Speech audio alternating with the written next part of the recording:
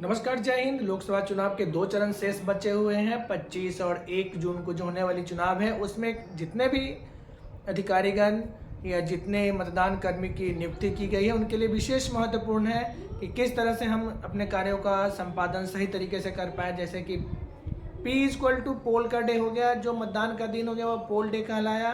P-1 यानी कि मतदान से एक दिन पहले का दिन हो गया, जहाँ पे हमें ईवीएम सब कलेक्ट करना पड़ता है। और P-2 मतलब मतदान से 2 दिन पहले, जहाँ पे हमारी प्रतिनियुक्ति होती है और हमारे सारे साथीगण जितने भी होते हैं वहाँ पर आ जाते हैं और हम एक दूसरे को जानते हैं कि हमारे पीठासीन पदाधिकारी कौन है, हमारा P1 कौन है, P2 कौन है, P3 कौन है, और इस तरह से पूरे दल का मिलान होता है। तो जी हाँ, हम लोग चलते हैं, आज जानते हैं कि किस तरह से हम सभी के साथ कोऑर्डिनेशन करके बहुत अच्छी तरह से मतदान की प्रक्रिया को संपूर्ण कराएं।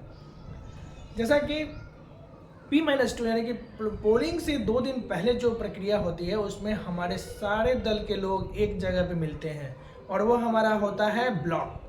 जिस ब्लॉक में, जिस प्रखंड में आपकी नियुक्ति की जाती है वहाँ पर आपको बुलाया जाता है और वहाँ के ब्लॉक में आपके सभी सदस्य आपस में मिलते हैं, एक दूसरे से मिल करके कोऑर्डिनेशन करते हैं और अपने टीम को पहचानते हैं। और टीम भावना के रूप में हम लोग इलेक्शन करवाते हैं। इलेक्शन बहुत ही महत्वपूर्ण पर्व है जिसमें हम लोग संविधान और लोकसभा के लिए समर्पण भावना से कार्य करते हैं।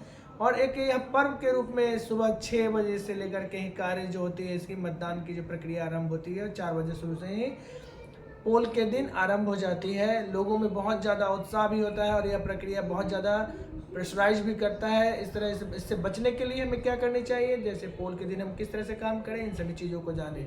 तो आपको जैसे P-2 यानी कि 2 दिन पहले जब बुलाया जाएगा वहाँ पर आपको एक चेकलिस्ट मिलेगा और उस चेकलिस्ट में आपको सारी प्रक्रियाएं होंगी जिसके माध्यम से आप चेकलिस्ट से मिलान करेंगे। यानी कि चेकलिस्ट जब आपको मिलेगा तो उससे आप मिलान करेंगे कि हमें कौन कौन सी चीज़ें दी गई हैं और वह चेकलिस्ट से आप मिलान करके उसको 1 बाय 1 चेक करते चलेंगे ताकि आपका कहीं से कोई छूटे नहीं। इस तरह से पीठासीन पदाधिकारी मतदान केंद्र पर जाने से पहले सभी लोग मिलकर के चेकलिस्ट के आधार पर सभी सामग्री का मिलान करेंगे। तो आज का दिन जो हो गया, जिनकी ड्यूटी 25 तारीख को लगेगी यानी 25 मई को जो इलेक्शन कराने जाएंगे उनको आज सभी कागजी संबंधी एक थैला मिलेगा। लोकसभा चुनाव 2024 का कागजी संबंधी थैला मिलेगा जिसमें सारी वो सामानें आपको दी जाएगी, स्टैचरी, नॉन स्टैचरी।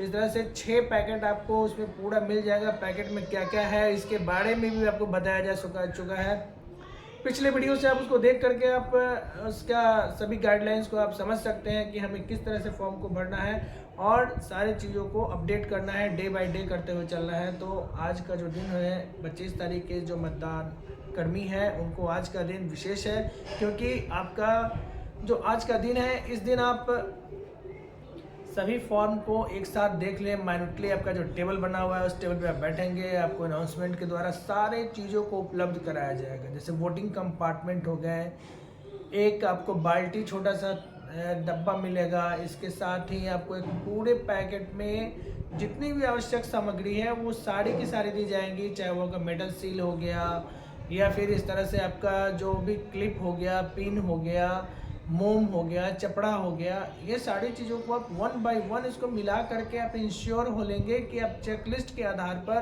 पिछले वीडियो में मैंने चेकलिस्ट को भी अपलोड किया है, तो आप वहाँ से मैन्युअली चेकलिस्ट के आधार पर जो चीज़ आपको मिलने वाली है उसे 1 बाय 1 टिक करते चले और टिक करके और उसको मिला लें कि मेरी सामग्री सही तो नहीं है। क्योंकि यदि छूट जाता है तो उस दिन कोई सुनने वाला नहीं होगा और समस्याएं आपको मिलेंगी। इस तरह से आज आप चेकलिस्ट से मिलान करें और मिलान करके अपने सामानों को अपडेट कर लें कि हमारा सभी सामान मैन्युअली सही है। इस तरह से हम सभी में एक टीम के रूप में कार्य करने की आज प्रक्रिया आज से ही आरंभ हो जाती है, जिनकी ड्यूटी 25 मई को लगा हुआ है और अगला चरण 1 जून को होने वाला है। इस तरह से लोकसभा चुनाव का पर्व संपन्न होने वाला है और नई सरकार बनने की प्रक्रिया लगभग अपने चरण पर पहुंच चुकी है। 4 को रिजल्ट आने वाला है, यानी हम लोगों का कार्य जो है, जितने मतदान कर्मी हैं वो अपने अब चरम सीमा पे सभी लोग लगभग अपने कार्य का अंजाम दे रहे हैं। इसमें हमें कहीं से कोई त्रुटि ना हो, हमें अपने कार्य संबंधी कोई समस्याएं ना हो, इसलिए हमें विशेष रूप से ध्यान देना पड़ता है कि अपने कार्यों को सही से निष्पादन करें। तो P-2 में हमें सिर्फ यही देखना है कि कागजी दस्तावेज सही हो, सभी कार्यों का सही रूप से निरूपण करें, सभी चीज़ों को हम लोग मिला लें और मिला करके हम लोग एक दूसरे से कोऑर्डिनेशन करें।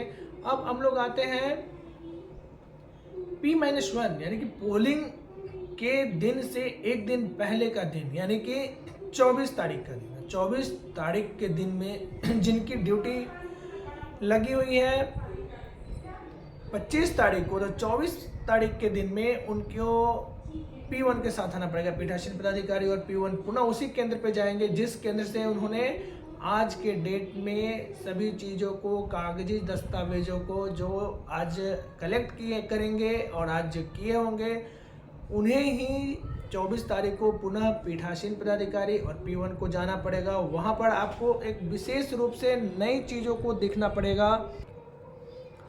जब आपको मशीनें दी जाएंगी तो मशीन के साथ साथ आपको पोलिंग बूथ का नाम के साथ एक और चेकलिस्ट, इस तरह का चेकलिस्ट मिलेगा। यह चेकलिस्ट आपको बताएगा कि आपकी ड्यूटी कहाँ पे लगी है और आपको कौन कौन सी सामग्री दी गई है, वो सारा ब्यौरा इसमें होगा। पीठासीन पदाधिकारी का नाम होगा, उनका पद नाम होगा, पोस्ट होगा, जिससे पीठासीन पदाधिकारी मशीन की जो कलेक्टिंग करेंगे उसमें 1 by 1 सेकेंड डे भी आपको मिलने वाला चेकलिस्ट से मिलान करेंगे। तो आइए देखते हैं इसमें क्या क्या चीज़ें रहेंगी।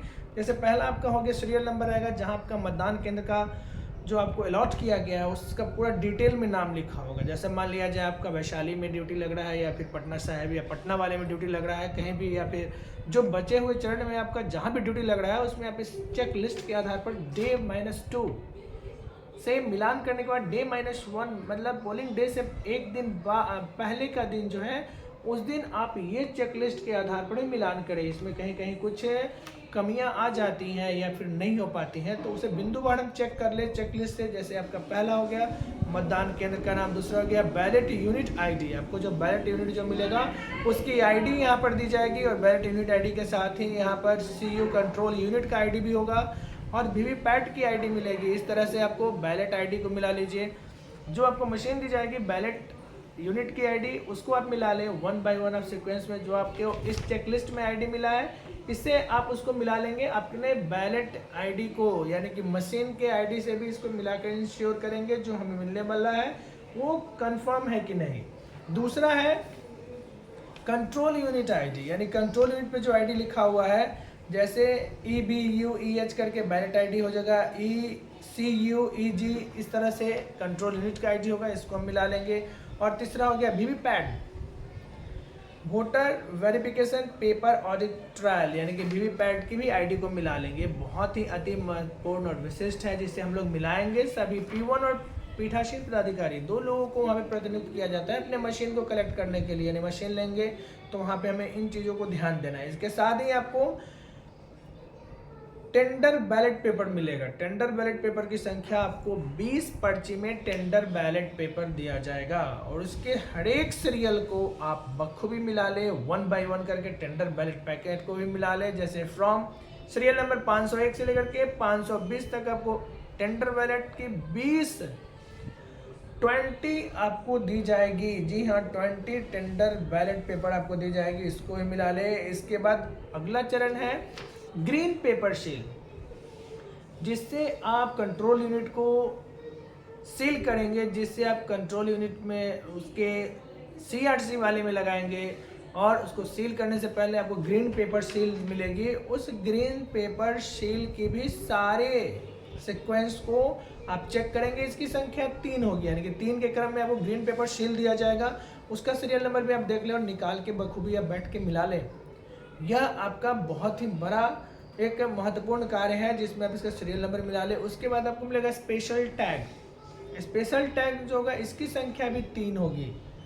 ग्रीन पेपर सील आपको 3 मिल गई, स्पेशल टैग ये भी आपको 3 मिलेगी। इस पर आपको इंश्योर लिखा हुआ सीरियल नंबर कितना से कितना तक मिल रहा है उसको आप मिला लेंगे और उस पेपर को भी आप श्योर मिलाएंगे। जैसे BR04 समथिंग डेटा देगा, BR04 करके मान लिया कि 150 से है तो 153 तक 3 आपको मिलेगा और उस तीनों को आप मिला करके टिक लगा लेंगे। पीठासीन पदाधिकारी और P1 मिल करके उसको टिक लगा लेंगे। तो इस तरह से आपका स्पेशल टैग हो गया। उसके बाद आपका हो गया pink paper seal. Pink paper seal का कार्य है जिससे 2 काम होगा। पहला कार्य हो गया पिंक पेपर सील से, जहां पर आप उससे मिलाएंगे पिंक पेपर सील को CU कंट्रोल यूनिट का। जब फाइनल आप सील करेंगे तो उसके ऊपर कंपार्टमेंट पर हम 2 लाइन के रूप में पिंक पेपर सील से उसको सील करेंगे। और एक जो हमको मिलेगा पर्ची पिंक पेपर सील, उससे हम काला पैकेट यानी कि जो हमें मिल जाएगा, पर्ची निकालेंगे मॉक पोल की, उस सारी पर्चियों को काले पैकेट में मुहर दे करके पीठासीन पदाधिकारी के द्वारा सभी पर्चियों पर जो हम वीवीपैट से निकालेंगे उसको हम इस पिंक पेपर सील से सील करेंगे। फिर आगे आपको मिलेगा एड्रेस टैग। एड्रेस टैग का भी सीरियल नंबर आपको रहेगा और एड्रेस टैग आपको 10 के संख्या में मिलेगी, और ये 10 की संख्या में भी सीरियल नंबर आप निकाल के मिला लें ताकि आपको परेशानी ना हो। इस तरह से आपको एड्रेस टैग मिल गया, और इन सभी चीज़ों के बाद आप इंश्योर हो ले अपने मशीन को लेकर के और 1 बाय 1 देख ले, BU CU VVPAT, tender, ballot paper, green pepper seal, special tag, pink paper seal, address tag. अब एड्रेस टैग का क्या काम है, तो एड्रेस टैग से जैसे हम उसका डिटेल लिख करके और मतदान के लास्ट में जो हम उसको सीलिंग करते हैं तो 10 आपको एड्रेस टैग मिलेगा जिसमें आप BU CU और वीवीपैट को सील करते हैं। तो अति महत्वपूर्ण चीज़ों है को हम जान करके आसानी से अपने कार्यों का निष्पादन कर सकते हैं, और इस तरह से हम अपना मशीन को कलेक्टिंग करके और अपने उपयोग के आधार पर उस सभी चीज़ों को इंश्योर कर लेंगे। तब वहाँ से हम प्रस्थान करेंगे कहाँ के लिए, तो अपना अलॉटेड जो आपको दिया गया है, अलॉटेड आप जिस मतदान केंद्र के लिए अलॉट है वहाँ पे आप जाएंगे। तो इसे मिलाना ना भूलें। इस तरह से आपको अपने इलेक्शन में सहूलियत मिलेगी, और आप इन सारी चीज़ों को नोट कर लें कि हमें इन चीज़ों को मिला करके ही उसका मतदान केंद्र की तरफ प्रस्थान करना है। आप बहुत मज़े में मतदान कराएं और अच्छा से आप EVM को कलेक्टिंग सेंटर पर जमा करें। इनकी सारी प्रक्रियाओं को मैंने वीडियो में बताया है। उम्मीद करते हैं कि आपको वीडियो से सहयोग मिला होगा और मिलेगा।